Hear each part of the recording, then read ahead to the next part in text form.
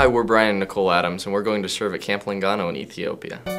Growing up, I lived and breathed playing the game of soccer. It was one of my passions. And one of the things that I was able to do in high school and college was to coach soccer camps. I was able to impart some of my knowledge and love of the game into kids' lives. And at Camp Lingano, I will be able to do that, but I will also be able to pair my love and passion for the gospel to help disciple and help these kids grow.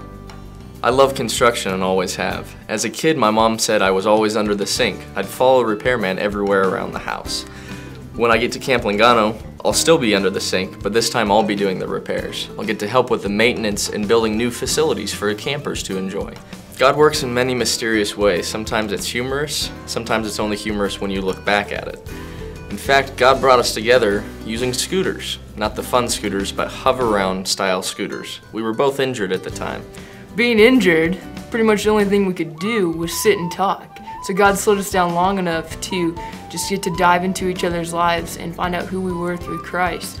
And one of the things that we got to talking about was missions and how God had placed a unique calling on our heart for overseas missions.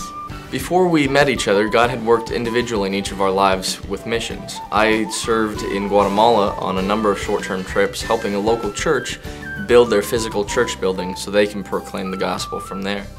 Nicole had the opportunity to serve in Mexico and Brazil. While in Brazil, she used her abilities for soccer to build relationships so that the gospel can be proclaimed with the people she met.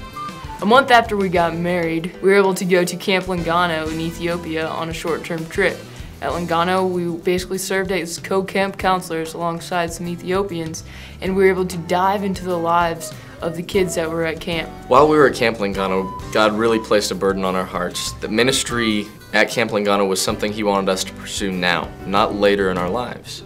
The facilities at camp need to be maintained and expanded. We hope to expand camp to allow close to 200 campers every single week.